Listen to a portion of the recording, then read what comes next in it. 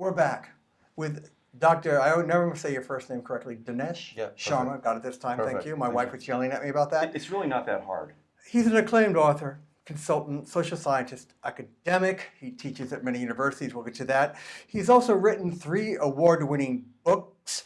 Barack Obama in Hawaii and Indonesia, The Global Obama, Crossroads of Leadership, and now he's written The Global Hillary.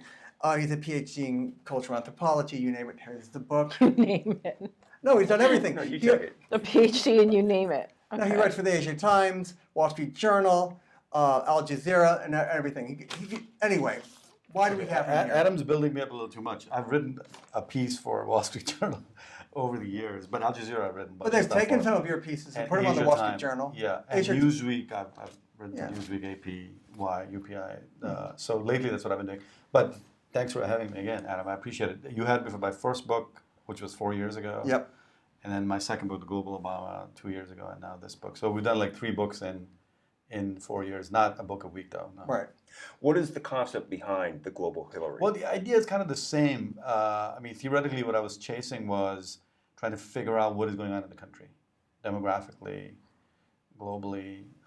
Why people are thinking the way they do while they're voting. Yeah, like what's going on with the country right now, right? So we clearly had the first black president, right?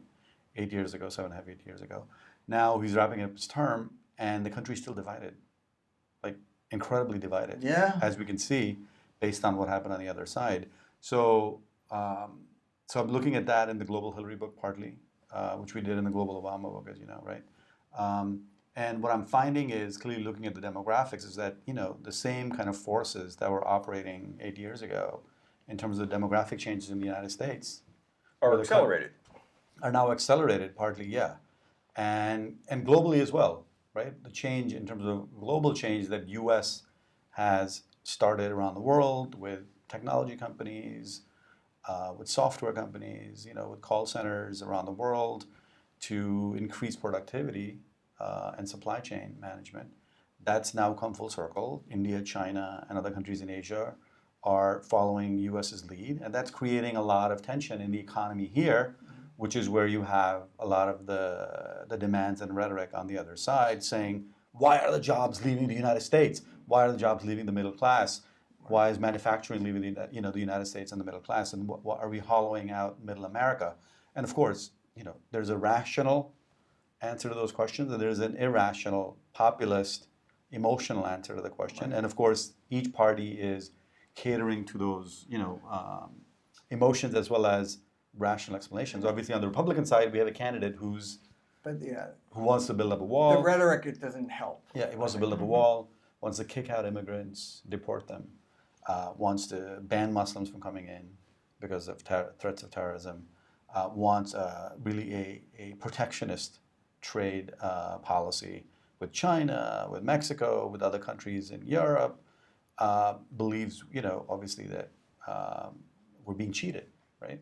And of course, the other side is arguing that we need to work with other countries. You know, Hillary's arguing, and the Democratic Party's arguing, we need to work with other countries. We need to be engaged in the world, and you know, on a whole host of issues, whether it's trade, terrorism, global diplomacy. And so that's what the book is about, right? And these changes obviously have accelerated since President Obama came into office. You know, the first black president in the White House. Right. So some of that is playing out in the country. But wouldn't this election be hard to assess as a normal kind of election because of the odd character of Trump? I mean, whether he has certain issues here that represent things, but also, you know, he's an odd person to run for president. Yeah, odd as in who's an outsider, who's a businessman, who doesn't really have a political the wacky side of him. That many people are repulsed by his character. Yeah, except you know, a large number, millions of people voted in the primary, and he knew his base, though. He knew what they wanted to hear. Yeah, and the race is still close. Yeah, within the margin of error, right? I mean, when you look at the battleground states as well as nationally, well, the race is close. As I was saying to Adam earlier, you know, we had candidates McCain and Romney. Now, they were Republican candidates, and they had their faults, but they didn't have the faults that you can say ascribe to Trump. But Trump is the same 5 percentage points behind What explains that? And almost everyone I know thinks that it's not just that they're not voting for Trump. They think that if you support Trump, that you might as well be supporting Hitler. And so there's and given Trump's Socialist Republic of mistakes, Princeton. how is he only trailing by 5 Well, points? I can give an answer, and maybe again, my Well, answer. I was just in Missouri. Well, I'm asking a professional. But I was in Missouri, and besides, not that I'm an expert, you can go into the trade deals and the nuances, how good were they, not good, and everything. But what I'm seeing, generally speaking, there's a nativist element, there's some bigotry, but also I see people who are mostly white, mostly Protestant, who feel their place in line has been usurped. They feel that these immigrants, and some of them are doing quite well, and they don't get it, and they don't their dignity has been robbed because they don't have employment. And they're scared, and they went to me. Some of them said to me, they kind of got Trump, but they said to me, it's funny what they said, and not scientific, Trump gave them a little hope. And a lot of them in Kansas vote. A lot of these people vote Republican no matter what. Yeah, but see, those people will be voting for McCain and Romney anyway. But there's significant portions of the Republican electorate, including many top Republicans, that you never see in a presidential election are saying, I don't support Trump. Yeah.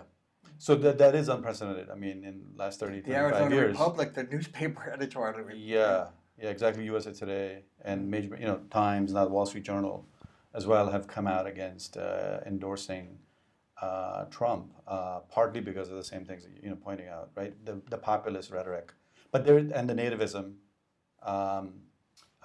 America first strategy globally, which basically says in a kind of an unvarnished way that U.S. is number one and always be number one. Self-interest. Obviously, every country looks out for their self-interest, but you don't necessarily come out and say that at the opening meeting, right? Is Trump truly naive about global politics when he makes these pronouncements? I think he's operating as a businessman who's a successful realtor, and clearly he's thinking from that standpoint. He's not thinking necessarily from the standpoint of the fact that U.S. through diplomacy, through soft power, not just hard power, through soft power, through aid, through development projects, does a lot of million little things that keep the world in place, right? Pax Americana, that U.S. has kept in place. The peace in Europe, peace in the Middle East, and he wants to sort of retrench from all of those commitments, and everybody around the world is nervous. So that's partly what the Global Hillary book looks at. But from the standpoint of not Trump, but Hillary and what she represents, and of course, the view is that she's going to, I think people are partly rebelling against the fact that we've historically never had a third term. Well, we've had rarely George Bush for Reagan. It's difficult historically to get a third term, which is what Truman, fifth term. Exactly. But what do you want? You talk about soft power, how Hillary used soft power, how she used hard power. Joseph Nye, the influence, also her feminism. What do you want people to take away? So from that's this really the main style? theme of the book. I'm glad you asked me about that. So the book really looks at how Hillary globally is seen as, really strong on defense, but at the same time very strong on women's development and general development policy around the world, right? So she talks about the 3 Ds of U.S. sort of influence around the world: diplomacy, democracy, and development, right? And she wants to push all those 3 things at the same time. The soft power part in terms of Nye's work is that, post 9/11, U.S. has become savvy about using soft power in conjunction with hard power. Hard power is still essential, but we have to persuade other countries and people around the world to kind of represent our best interests, not just go in with all guns blazing. So I'm sorry, but actually I'm not sorry. It's my turn to talk. Yes. I just learned that.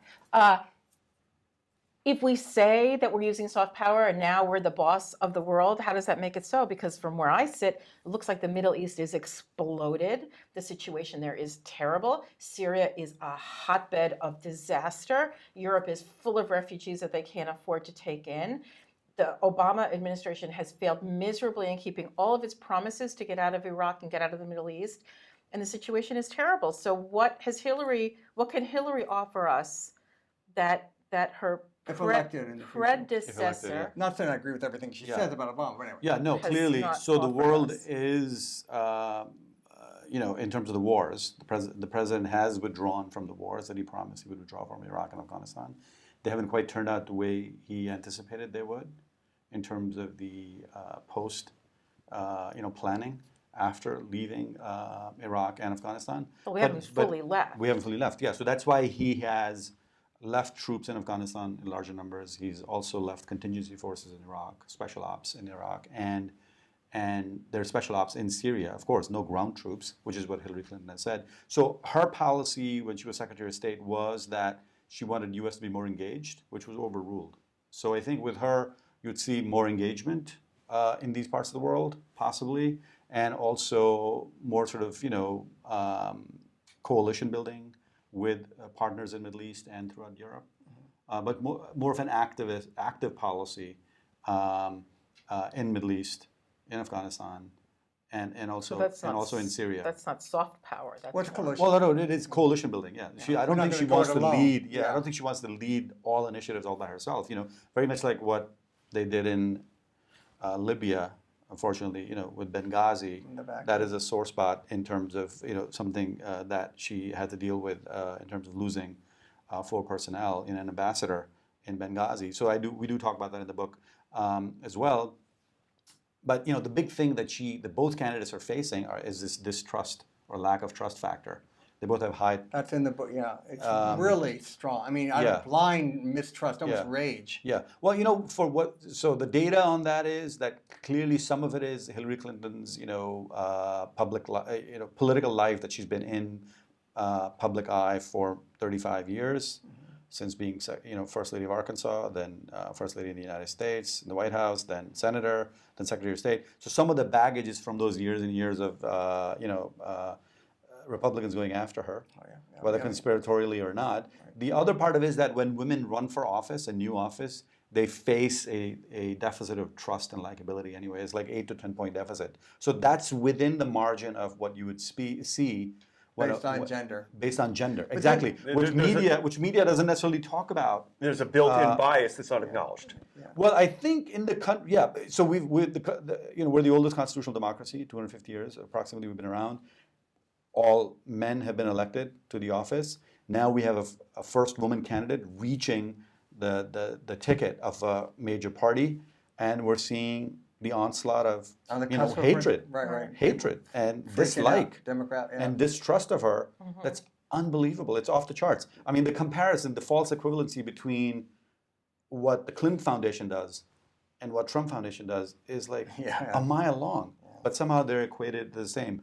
And being honest too. How many times I hear, "Oh, but Hillary says I don't." It's a false equivalency. I don't understand. I mean, the PolitiFacts with Washington Post and other papers have shown, Hillary makes statements that are, according to PolitiFacts, like 70 to 75% accurate.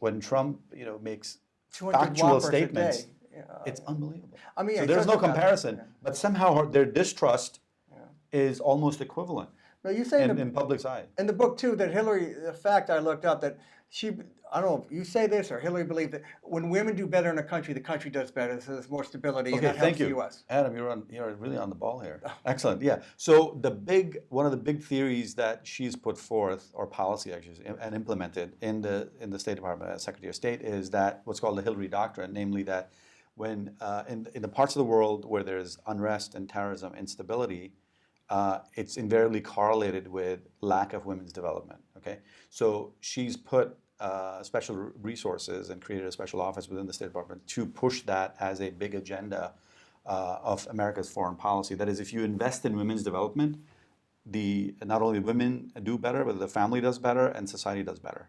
Now, of course, this has to be tested out with empirical data, but there's a lot of anecdotal and longitudinal and population data that suggests that is the case. So that's her big push, and I would assume that if she wins, that would be one of the policies that we will see put into action through the State Department. Of course, I think she was asked by one of the interviewers, in terms of gender parity, will your cabinet consist of equal number of men and women?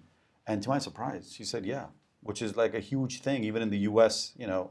Government. She thought I didn't even hear She said yeah, she would her cabinet would reflect the population of the United States. Are we They're likely actually- to see a continuation of an obstructionist Senate and House of Representatives? She was Good a senator. question. She did work across the Yeah, aisle. she Then did we'll work let you across speak the up to this. aisle. Yeah, she did work across the aisle better. So go ahead. What's your question? No, I was going to say there are actually more women than men In the U.S. in the world. Yes, more there are. boys are born, but girls Yeah. do better. Correct, yeah. So But in the more United women survive. States, women still make 79 cents to a dollar. Oh, So I know that. there's a wage gap. And in the US Congress, Senate, and local government offices, women's representation is about 19%, Right. which is far behind the representation, obviously, in the population. And the reason for that is part of it is obviously culture, history. We've not had a woman, in the leadership position. And choices that people make. And the choices people make, obviously, yeah. It's like a personal, individual decision, but clearly there's something cultural.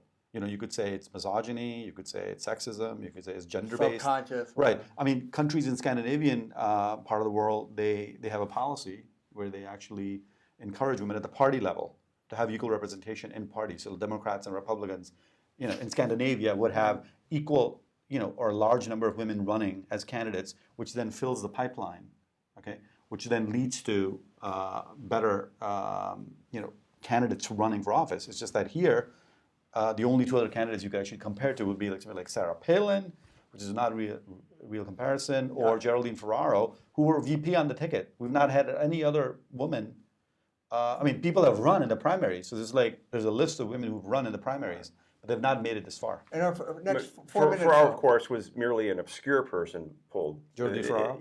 But Or the Hillary line Clinton's been on the scene Yeah. big time for a long Yeah. time. So I think one of the things that I talk about in the op-eds and in the book is that the corporate data suggests from the business world is that when women have male sponsors that encourage them and groom them, they do better. So in Hillary Clinton's case, Secretary Clinton's case, we have President Obama, who selected her to be Secretary of State and has endorsed her wholeheartedly. And of course, we have Bill Clinton, who was, because she was First Lady, so he's obviously campaigning and backing her in a big way. And so I don't think she would be in this position if it wasn't for two strong male, sponsors, as in former presidents, Right. number 44 and 42. But you got in the White House with Well, would Elizabeth Warren, if she had run, that's a high-profile person all of a I sudden. think she would have created a huge level of excitement, yeah, and I think the progressives on the left really wanted her to be on the ticket. But I think the calculation of having two women, first all-women ticket, probably scared the bejesus out of the rest of I the would country. imagine. I mean, they're already freaking out, So the demographic that Trump is pulling is white men. So you can imagine what they would be going through right now if there was like an all-woman ticket running on the other side. I mean, the country's already like schizophrenic with this election. We don't know what's going on. With the half of the country. An incorrect use of the word schizophrenic. You're a But you know what psychiatrist, Ruth Bader Ginsburg said Yeah. when they asked her, when will there be enough women on the Supreme Court? Yeah. That's the important She thing. said when there are Yeah. 9 of them. Well, I guess Well, in now the we last, have three, right? in Two the last strong 3 women. minutes, can you discuss about reaching across the aisle, Supreme Court? No one's mentioned global warming. Never comes up. Well, Hillary's mentioned a little bit in the debates. And how do you think things are going? Any predictions, prognosis? I know it's a lot in 3 minutes, but Well, I think she's still ahead. She still has an advantage electorally. But I mean, the word schizophrenia I'm using in the R.D. Lang kind of a sense to describe Lang, kind of a Howard cultural Stern. phenomena where you see the split in the American mind. Part of it is obviously getting pulled towards global influences, wants gender parity, wants equality, and the other says, no, we need to get our country back. We need to make America great again. But great for whom, But also there's the fact that it's a bunch of blah, blah, blah. Like the you know, substance. I of it. try to stay out of these political arguments. Then why are you here? But it's so exciting. But Yeah, when he yeah. talks about it, Yeah. you just have to be, I just listen to him talk. And it's No, I like, think part of it is that we're going from the first black president to the first woman president, which is really hard to swallow, I think, for the country. Yeah, people were born in 1940. Well, if you told me in 1980, when I was in college, we'd have a black president named Barack Obama, I'd say, Barack Hussein. Don't drop the Hussein. Barack Hussein. Hussein You Obama. got to be friggin'. It happened Yeah. so quickly. Right. Gay marriage. We talked about this. Yeah, when it I wasn't talked just about a- the first book. It wasn't right. just a Which is black right president. here, so, yeah. Everyone, hold a book, please. Yeah. Okay, what do you want to say in There's the the other final? book. I'm sorry, Okay. Chris. No, Hold the book. basically, I think what's happening is the country is You want really, to jump? Hold a book. really having a kind of a moment of Before his hair went gray. having a moment of really a split mind crisis or a split brain crisis, if you will. But there's data that suggests conservatives tend to react with emotion and gut, and they feel threatened whenever there's change, When rapid emotion change. feels good, they do it. Yeah, but when they see rapid change, they react with flight or fight kind of a response. Almost every- Liberals are more cerebral, And that's kind of what we're seeing here, partly, right? They But stop. the fact that the country is changing demographically inside the U.S., where by 2040, U.S. will be a 50-50 country, 50% white, other non-white or blended sort of colors of ethnicities, races, and cultures. And then globalization, which U.S. has led, right, is still leading. It's still the largest economy, is scaring middle America. Let's talk about your economy. How can they buy your book? And Well, what my else do you want to economy. say? And your website. My book is available on Amazon. All 3 books are available on Amazon. And you can find me at SUNY Binghamton's website. I'm teaching there. You can also find me at Fordham University, where I also have DineshSharma.com. yeah, you can find me at DineshJSharma.com. .com. And he went to Harvard, so maybe the people in Missouri don't like that either. But I think it's been very interesting. And well, we do have a Harvard club in Princeton, which is an oxymoron, I know. But it's we have a group of Harvard folks in Princeton that I get together. of course, I've not been invited to that, but you can always come back on the yes, you show. were. Yeah. I was. Remember we had the book Oh, yeah, talk that's for right. the first book. Yeah, We were yes, there, yes, yeah. I was. Well, please come back again. Update us. We'll see, especially Thank you. after the election, and we'll be Yeah. right back.